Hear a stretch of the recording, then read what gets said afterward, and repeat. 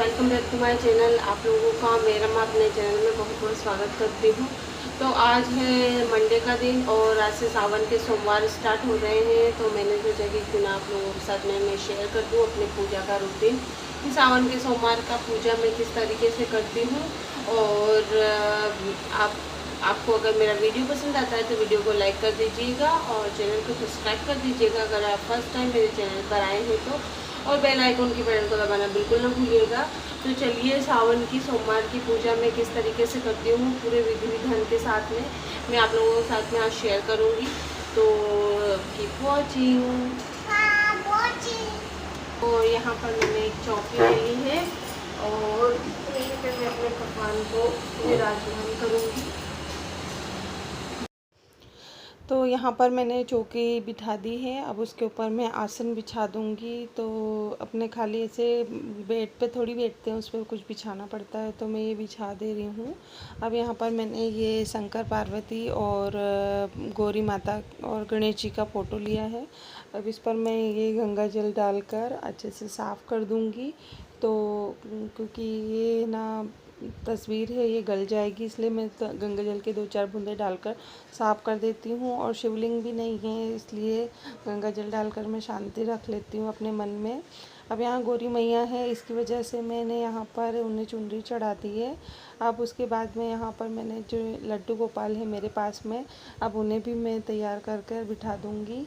तो मैं कोई सी भी पूजा करती हूँ तो दूसरे भगवान की सबकी पूजा करती हूँ तो लड्डू गोपाल को भी अपने साथ ही रखती हूँ। तो यहाँ पर लड्डू गोपाल को भी मैं स्नान करवा दे रही हूँ। और ये जो स्नान का पानी है मैं तुलसी जी में और बाकी पेड़ पौधे में डाल देती हूँ। तो यहाँ पर जो हमारे लड्डू गोपाल हैं इन्हें न्यू वस्त्र पहनाकर और उनका श्रृंगार कर दूँगी। तो उनके वस्त्र पहना दिया है, फिर गले में माला और हाथ में कंगन और उनकी बंसुरी, ये सारी चीज़ें उनको भी लगाकर फिर उसके बाद में मैं इन्हें तिलक लगाऊंगी। तो ये तिलक ऑरेंज कलर वाला चंदन है मेरे पास में, पीला चंदन, वो मैं इन्हें लगा रही हूँ। ये मैं सांदीपनी आश्रम से लेके आई थी उज्जैन से। और भगवान को मैंने श्रृंगार इससे मैं करती हूँ डेली और उनका मुकुट पहनाकर उन्हें भी आसन ग्रहण करवा दूँगी। अब बारी आती है भोलेनाथ की, उनकी भी श्रृंगार करने की। तो यहाँ पर भगवान को मैं माला चढ़ा दूँगी। अब उसके बाद में इनका तो श्रृंगार अलग ही अलग तरीके से होता है। यहाँ पर सफ़ेद वाला अबीर, गुलाबी गुलाल और रेड वाला सिंदूर और ऑरेंज वाला सिंदूर है। तो इनसे सबसे मैं भगवान का श्रृंगार करूँगी। तो सबसे पहले वाइट वाला अबीर लगाऊंगी, उसके बाद में गुलाबी वाला गुलाल, फिर देन रेड वाला और उसके बाद में ऑरेंज वाला पाउडर। और जो ऑरेंज वाला है उसी को हम गौरी और गणेश को भी चढ़ाते हैं। तो गौरी और गणेश को भी ऑरेंज वाला चढ़ा देते हैं और हमारे यहाँ पर इसी से शादी भी होती है। तो इस तरीके से श्रृंगार हो गया। उसके बाद में मैंने अक्षत के दाने रखे हैं, चावल के अक्षत, उसे मैं भगवान को चढ़ा दे रही हूँ। अब उसके बाद में आती है फूल चढ़ाने की बारी।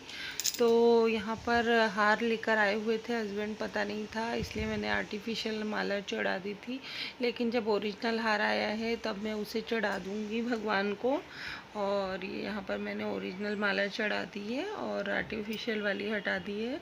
अब उसके बाद में आती है बेलपत्र की बारी। तो बेलपत्र भगवान को बहुत पसंद है। तो 3-3 बेलपत्र जिसमें होते हैं, मतलब 3 पत्तों वाला बेलपत्र, वो भगवान को चढ़ाना बहुत ही शुभ होता है। भगवान को वाइट कलर के फूल बहुत पसंद है तो वाइट कलर के फूल चढ़ा दूँगी।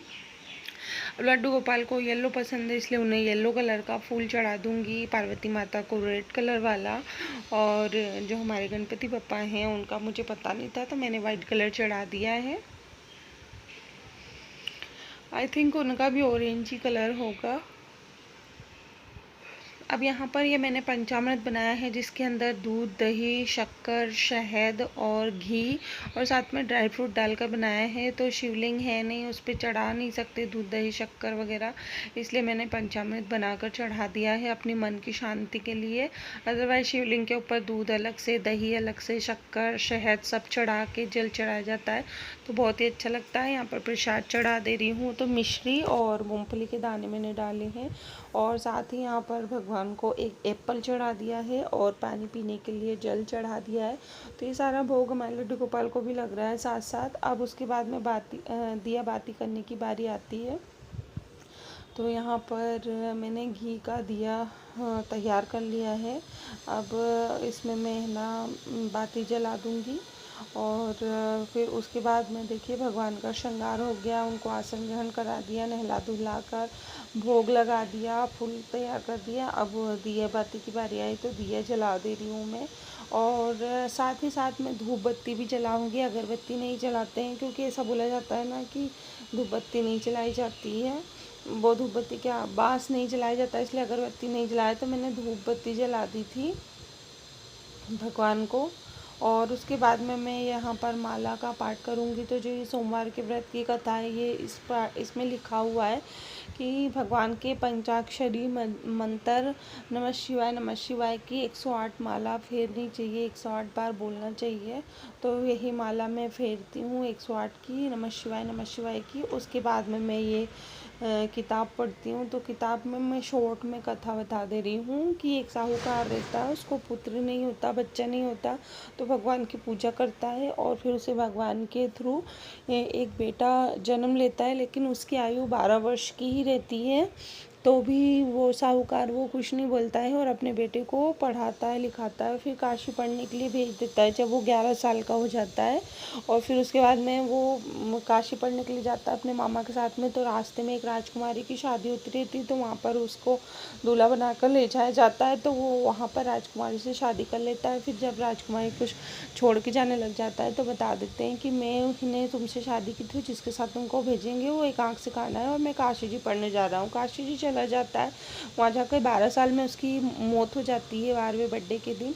फिर वो उस दिन रोना पीटना मचता है। तो वहाँ पर से पार्वती और शंकर भगवान संयोग से वहीं से निकलते रहते, तो वो मरा हुआ रहता है। तो पार्वती माता बोलती कि ये आपका ही वरदान से उत्पन्न हुआ था और अगर ये जिंदा नहीं होता इसके माता पिता तड़प के मर जाएंगे।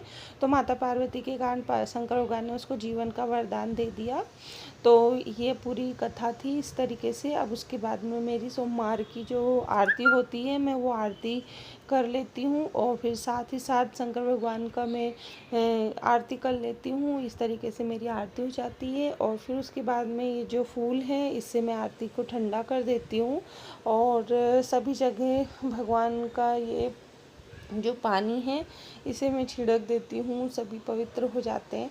तो इस तरीके से मेरी सोमवार की जो पूजा होती है वो संपन्न हो जाती है और इसी तरीके से मैं पूरी पूजा अपनी करती हूँ। तो मैंने बस छोटा सा मैं किस तरीके से करती हूँ वो मैं आप लोगों के साथ में शेयर करने किया है मैंने।